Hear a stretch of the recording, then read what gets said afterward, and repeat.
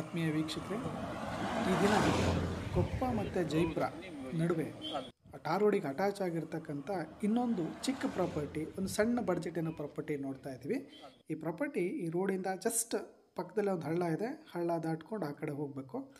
ಬನ್ನಿ ನೋಡೋಣ ಈ ಪ್ರಾಪರ್ಟಿ ಯಾವ ಥರ ಇದೆ.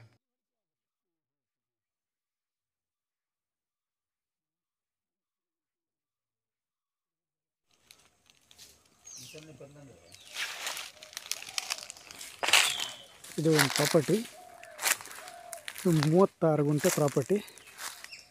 1 ಎಕರೆಗೆ 4 ಗುಂಟೆ ಕಡಿಮೆ ಇದೆ. ಸ್ವಲ್ಪ ಕಂಡೀಷನ್ನು ಅಷ್ಟೇನು ಚೆನ್ನಾಗಿಲ್ಲ, ಸಾಮಾನ್ಯ ಇದೆ.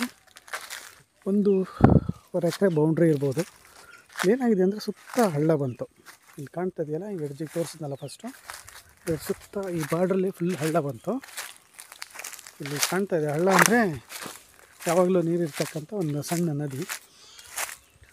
ನೀರಿನ ವ್ಯವಸ್ಥೆ ತುಂಬ ಚೆನ್ನಾಗಿದೆ. ಇದೆ ನಾನು ಹೇಳಿದ್ನಲ್ಲ ಹಳ್ಳ ಅಂತ, ಹರಿಯುತ್ತೆ ಸ್ವಲ್ಪ ದೊಡ್ಡದಾಗಿ.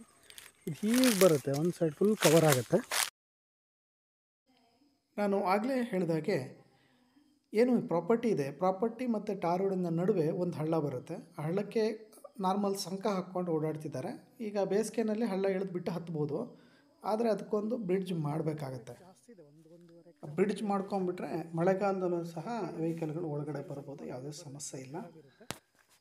ರೆಕಾರ್ಡಲ್ಲಿ 36 ಗುಂಟೆ ಇದೆ. ಸ್ವಲ್ಪ ತೋಟ ಸ್ವಲ್ಪ ನೆಗ್ಲೆಕ್ಟ್ ಆಗಿದೆ,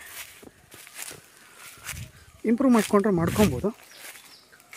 ಇರೋ ತೋಟನೇ ಸ್ವಲ್ಪ ಬೇಸಾಯ ಎಲ್ಲ ಮಾಡಿ ಚೆನ್ನಾಗಿ ಮಾಡಿ ನೀರು ಬೇಕಾದಷ್ಟಿದೆ. ನೀರು ಚೆನ್ನಾಗಿ ಹೊಡ್ಕೊಂಡ್ರೆ ಒಳ್ಳೆ ಇಂಪ್ರೂವ್ಮೆಂಟ್ ಆಗುತ್ತೆ.